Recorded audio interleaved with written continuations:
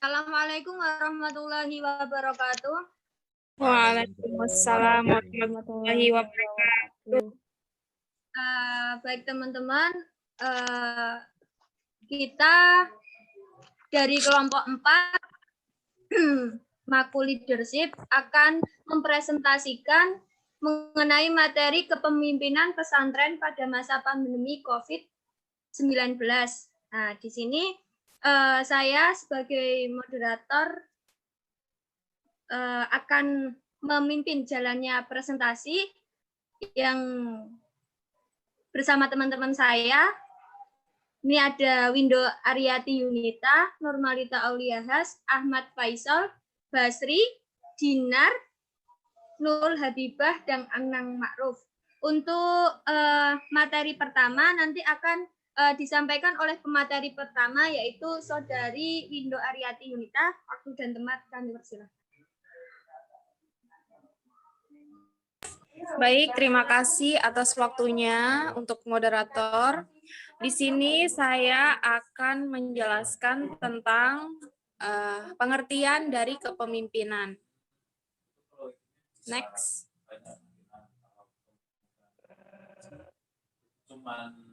Next. Oh, sebelum kita menuju ke pengertian, di sini saya akan mana tadi?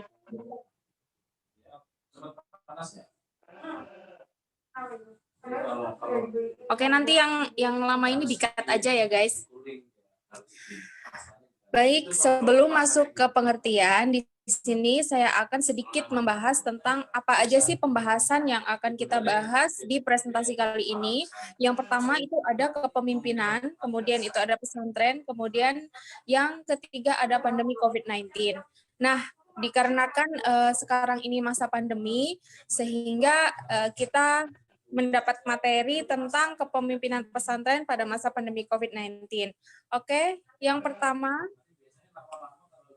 saya akan membahas tentang pengertian kepemimpinan.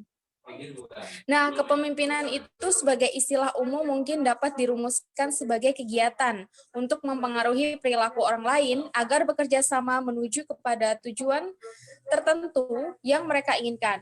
Nah, artinya kepemimpinan adalah perilaku dari seorang individu yang memimpin aktivitas-aktivitas suatu kelompok ke suatu tujuan yang ingin dicapai bersama.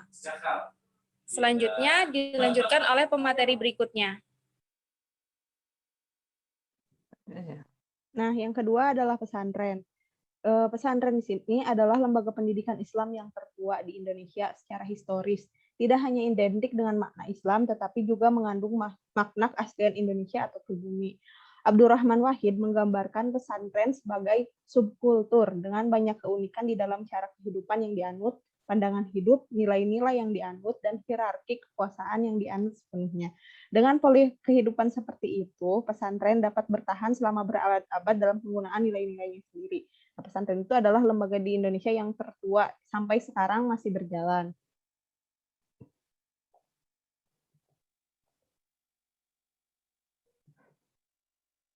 Nah, COVID-19 yaitu coronavirus adalah suatu kelompok virus yang dapat menyebabkan penyakit pada hewan atau manusia. Beberapa jenis coronavirus diketahui menyebabkan infeksi saluran nafas pada manusia, mulai dari batuk, pilek, hingga yang lebih serius seperti Middle East Respiratory Syndrome atau MERS dan Severe Acute Respiratory Syndrome atau SARS. Coronavirus jenis baru yang ditemukan sekarang yaitu bisa disebut dengan COVID-19.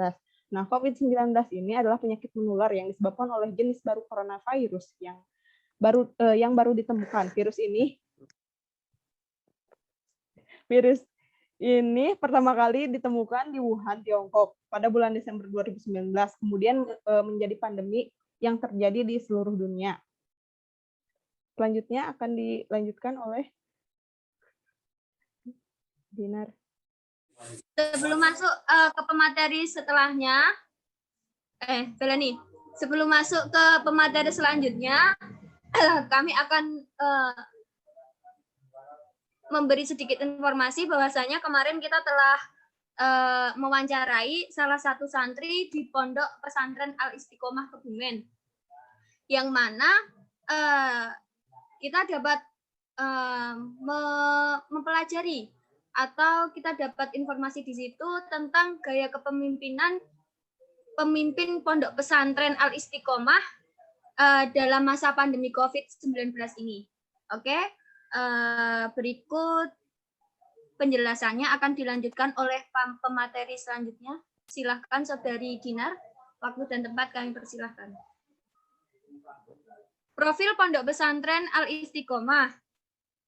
Pondok Pesantren Al Istiqomah terletak di Desa Tanjung Sari, Kecamatan Petanahan Kebumen, Provinsi Jawa Tengah, dengan jumlah santri kurang lebih 1.300 santri yang terdiri dari santri putra 500 dan santri putri 800. Oke, silakan dilanjut Saudari Dinar. Dilanjut aja sekalian itu. Kepemimpinan di pesantren lebih menekankan kepada proses bimbingan, pengarahan, dan kasih sayang. Gaya kepemimpinan yang ditampilkan oleh pesantren bersifat kolektif atau kepemimpinan institusional. Lebih lanjut, ia menyatakan bahwa gaya kepemimpinan di pesantren punya ciri paternalistik dan free rein leadership, di mana pemimpin pasif sebagai seorang bapak yang memberikan kesempatan kepada anaknya untuk berkreasi, tetapi juga otoriter, yaitu memberikan kata-kata final untuk memutuskan apakah karya anak buah yang bersangkutan dapat diteruskan atau tidak. Nah, jadi ini salah satu profil Pondok Pesantren Al Istiqomah, yaitu terletak di Kecamatan Petanahan Kabupaten Kebumen ya. Jadi di situ ada salah satu pondok yang terdiri dari 1.300 santri dengan 500 santri putra dan 800 santri putri. Untuk gaya kepemimpinan tersebut, pemimpin, jadi di sana dibagi menjadi dua. Pengasuh itu disebut dengan Abah Yai, dan pemimpin pondok itu dipegang oleh putra dari Abah Yai atau Gusnya. Lanjut.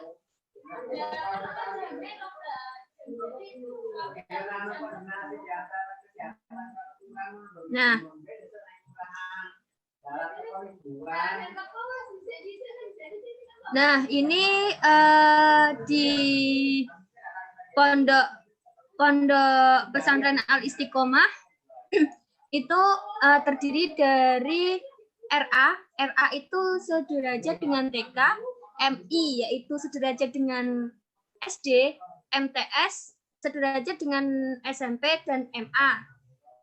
Nah, itu ada madrasah diniyah. Madrasah diniyah itu seperti sekolah sore itu. Nah, itu disebut dengan YAPIKA, yaitu salah satu yayasan dari Pondok Pesantren Al Istiqomah itu. Lanjut. Nah, untuk fasilitas dari pondok pesantren itu ada pada saat ini sejak tahun 2000 antara lain untuk santri putra mempunyai gedung berbentuk letter L di depan dan samping masjid dengan 2 lantai dan 1 gedung di depan masjid dengan 3 lantai. Serta asrama putri 1 lokal dengan dilengkapi dengan kamar mandi, WC putra dan putri. Sarana lainnya berupa masjid, perpustakaan, koperasi santri, aula, dan gedung madrasah aliyah dan diniyah, serta laboratorium komputer dan sarana olahraga dan lain-lain. Kemudian ekstrakurikuler dari pesantren tersebut ada pun kitobah atau latihan pidato, kemudian hadroh, berjanji, kursus bahasa Arab dan Inggris, seni kaligrafi, seni baca Al-Quran, kursus komputer, perpenggalan, pagar nusa, dan sepak bola. Nah, kami juga melakukan wawancara terhadap salah satu narasumber dari pesantren tersebut. Nah, salah satu pertanyaannya nomor 1, apakah ada pimpinan pondok atau kiai yang menerapkan kebijakan baru setelah ada? Nah, jawaban dari narasumber adapun ada. Misalnya tidak boleh keluar dari pondok, kadang kegiatan mengaji juga dilakukan secara daring, dan menyediakan layanan kesehatan di luar di lingkungan pondok dan lain-lain masih banyak. Kemudian pertanyaan selanjutnya ada apa masa pandemi COVID saat ini? Nah, jawaban dari narasumber, jadi di pesantren tersebut yang sebagai pengurus santri atau yang mengelola semua kegiatan di masa pandemi ini dipegang oleh para gus atau anaknya kiai, sedangkan kiai di sini sebagai pengajar atau pemberi motivasi kepada santri agar tidak terbelenggu dalam pandemi COVID saat ini. Selanjutnya. Oke ya. Sebelum saya masuk kembali kepada materi, mungkin saya akan sedikit menambahkan tadi mungkin belum dijelaskan juga terkait metode yang ada di pondok pesantren itu ya. Nah, jadi di pondok pesantren yang kita wawancarai ini itu memakai metode salaf dan juga modern. Makanya tadi Mbak Oma menjelaskan ada beberapa sekolah formal, juga di dalam pondok pesantren itu ada juga pengajian-pengajian yang biasa semua orang tahu bahwasanya pengajian kitab kuning yaitu dianulir dengan pondok pesantren salafi gitu. Jadi memakai yaitu dua metode salafi dan juga modern, yang mana modernnya ada sekolah formal di dalam pondok pesantren tersebut. Nah, di sini juga tadi dijelaskan sama Mas Anang tentang kiainya, kemudian di pondoknya. Nah, sekarang saya di sini tentang kebijakan yang ada di pondok pesantren ketika pengambilan keputusan pimpinan pondok pesantren ketika masa pandemi COVID-19 ini. Ya, yang pertama itu di masa pandemi ini itu untuk kebijakan yang diambil oleh pihak pondok pesantren dan juga pimpinan untuk wali santri. Kemudian di sini saya juga kita juga menanyakan tentang kebijakan pondok pesantren yang lainnya, yaitu ketika santri itu datang ke pondok, maupun santri baru atau santri yang sudah bertahun-tahun mondok di pondokan tersebut. Nah, itu bagaimana kebijakannya ketika santri itu baru datang ketika prosesi liburan seperti kemarin itu Syawal, datang ke pondok lagi. Nah, itu kebijakan seperti apa? Nah, kebijakan yang diambil oleh pihak pondok pesantren yaitu yang pertama, sebelum mereka masuk ke dalam lingkungan pondok pesantren, itu diharuskan untuk melakukan rapid test. Nah, rapid test ini disediakan oleh pihak pondok, yang mana pihak pondok bekerja sama dengan puskesmas terdekat dan juga UMI dari istri kiai itu adalah dokter, seperti itu. Nah, jadi itu sangat mempermudahkan pihak pondok dalam bekerja sama dengan pihak kesehatan. Ya. Nah, kemudian setelah rapid test, santri itu diwajibkan karantina. Ya, karantina sampai kapan? Nah, santri diwajibkan karantina itu sampai hasil rapid test tersebut keluar dan santri dinyatakan negatif. Itu bukan positif ya.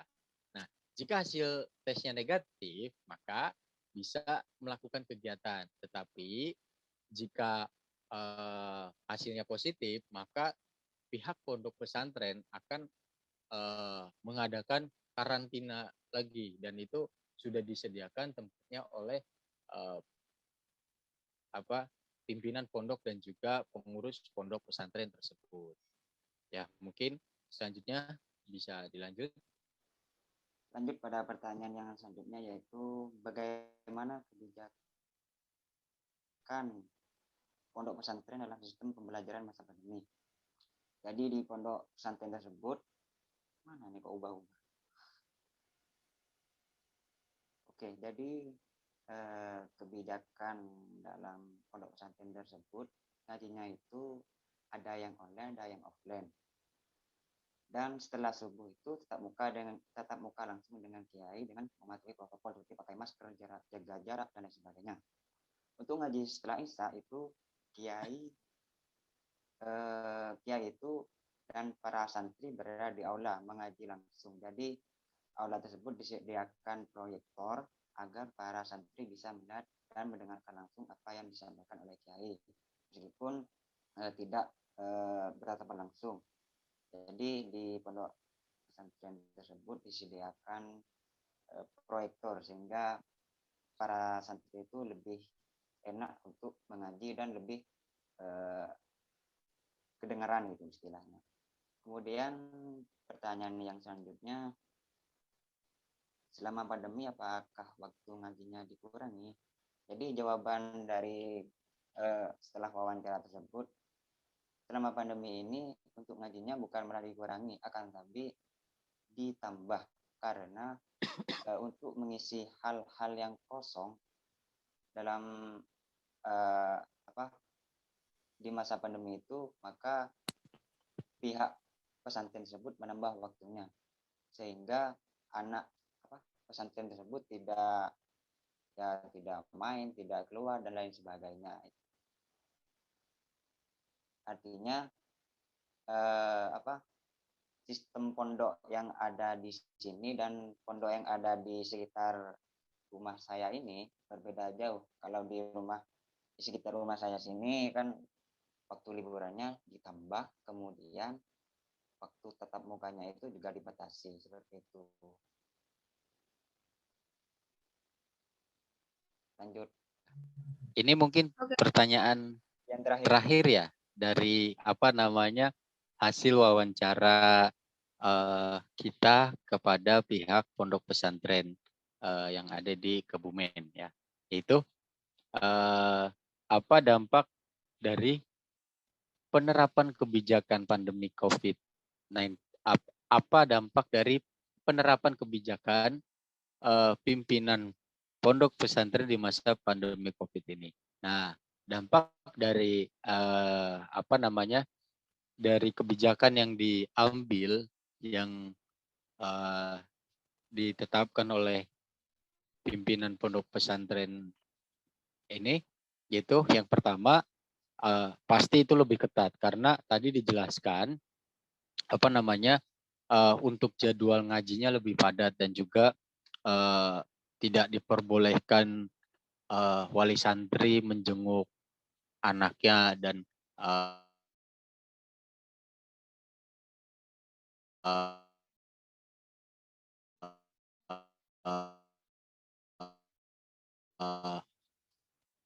pandemi COVID-19 ini. Nah, tetapi ketika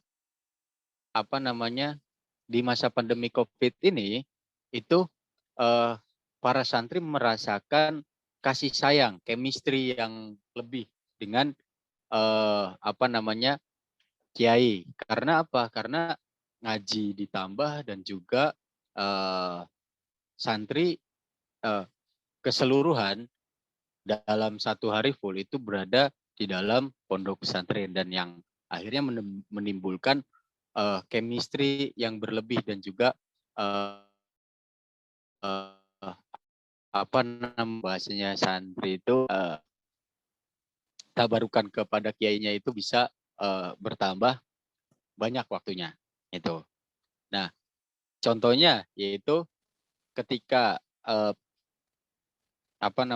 sebelum pandemi itu jatah pulangnya santri itu sebulan sekali, setelah pandemi malah pulangnya yaitu 6 bulan sekali. Itu kebijakan perbandingan kebijakan ketika pandemi COVID dan juga sebelumnya. Nah, dari contoh itu santri-santri jadi lebih dekat dengan kiai ya. Karena setiap saat bertemu dengan kiai dalam jangka waktu yang lama dan waktu bersama kiai itu lebih banyak dibandingkan dulu sebelum pandemi. Nah itu jadi tabarukan ngalap barokah kepada kiainya itu lebih banyak waktu dibandingkan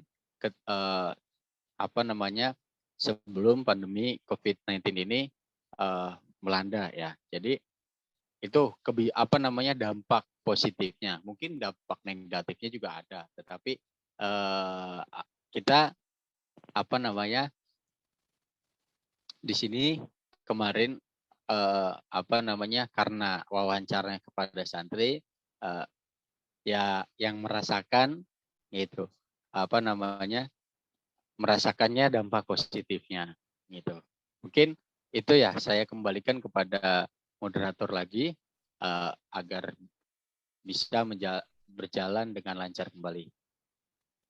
Oke, baik, terima kasih kepada pemateri-pemateri kita saat ini. Dari hasil semua materi yang dipaparkan dapat disimpulkan bahwasanya kemarin kita kan sempat mewawancarai ya, kita ambil studi kasus dari salah satu pondok di Kebumen, yaitu Pondok Pesantren Al Istiqomah, yang mana dalam menurut kita dari penjelasan narasumber atau salah satu santri di sana, kita menyimpulkan bahwa penerapan kepemimpinan pada masa pandemi ini cukup baik, yang mana dari santri-santri, jadi di sana itu setiap ba'da subuh itu di setiap hari ba'da subuh itu diadakan setelah ngaji diadakan senam bersama, yang mana sebelum pandemi tidak ada acara seperti itu. Nah, jadi setelah ada pandemi itu semakin diperketat aturan-aturan yang ada, kebijakan-kebijakan baru dengan tetap mematuhi protokol kesehatan. Salah satunya setiap pagi ba'da subuh setelah ngaji itu diadakan senam. Setelah senam itu nanti ada sarapan dan sholat duha. Nah, jadi selain mereka itu berikhtiar itu juga mereka kan berusaha dan berdoa dengan mujahadah, dengan ya seperti tetap seperti sholat duha ya, doa bersama seperti itu. Dan di sana ternyata menariknya itu setiap hari itu dulu mereka dikasih vitamin. Jadi pondoknya itu ternyata bekerja sama puskesmas setempat, yang tadi dijelaskan sama salah satu pemateri bahwasanya istri dari Abah Yai di sana adalah seorang dokter. Nah, berarti sangat terjamin lah, maksudnya dalam penerapan protokol kesehatannya juga di sana memakai masker, jaga jarak, mengajinya dengan model bandongan seperti itu. Dan di sana ternyata jam ngajinya pun dulu sebelum pandemi mungkin banyak waktu luang di sana makin diperketat dengan yang dulu ngajinya hanya 1 jam, sekarang ditambah 1 jam 30 menit. Jadi mungkin santri itu lebih banyak aktivitasnya seperti itu. Dan dari situlah dampak positifnya itu hubungan antara santri dan kiai, keluarga dalam itu semakin dekat. Seperti itu. Mungkin cukup ya penjelasan dari pemateri-pemateri. Saya sebagai moderator dan mewakili teman-teman semua, bila ada salah kata, salah ucap, kami mohon maaf. Assalamualaikum warahmatullahi wabarakatuh. Waalaikumsalam warahmatullahi wabarakatuh.